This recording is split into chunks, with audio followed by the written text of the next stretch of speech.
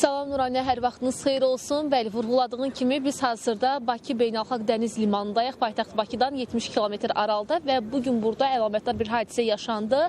Bakı Limanı tarixdə ilk dəfə olaraq illik göstəriciləri arasında rekorda imza atdı və illik 100 mininci konteyner artıq qarşılandı burada. Elə biz həmin dəqiqələrdə də bu anları izlədik və təbii ki, artıq həmin konteyner yola salındı və indiki məqamda təbii ki, göstəricilər günü-gündən artır. Bakı Limanının fəaliyyəti günü-gündən daha əhəmiyyətli olur. Təbii ki, bu mühüm nəqliyyat qovşağı ilə bağlı, qitələr arası körpü rolunu oynayan Bakı Limanı ilə bağlı fəaliyyət göstəriciləri və təbii ki, bunun Azərbaycan iqtisadiyyatına qatqısı ilə bağlı informasiyalara elə qonağın ekspert Rauf Ağamirzəyevdən alacaq. Xoş gördük Rauf bəy. Buyurun, təfərrüatlı informasiyaları sizdən eşidək.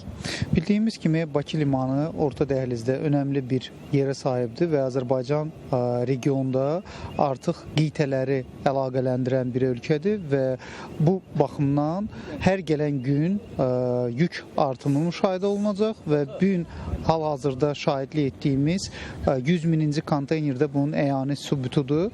Daxili imkanlar çərçivəsində bu yük qəbul etməni 150 min TEU-ya qədər limanda artıq icra ediblər. Növbəti hədəf 260 min TEU-ya qədər artırılması kimi planlar var və növbəti illərdə ikinci faza üzrə 500 min TEU-ya qədər qəbul imkanları yönündə işlər görüləcəkdir.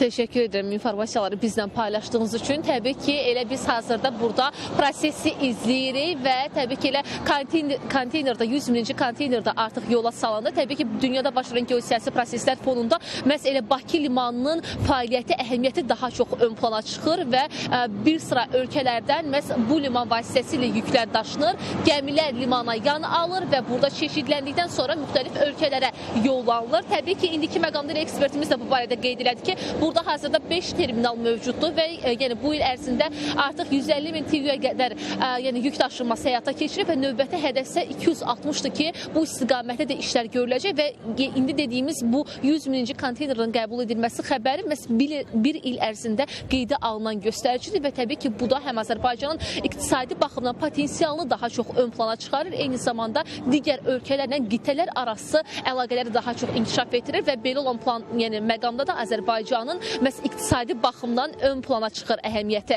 Hələlik buradan çatdıra biləcəklərimiz bu qədərdir. Söz yenidən sizdədir. Təşəkkürlər Rəqsanə, sənə və müsahibinə təşəkkür edirik. Önəmli məlumatları bizə çatdırdığınız üçün.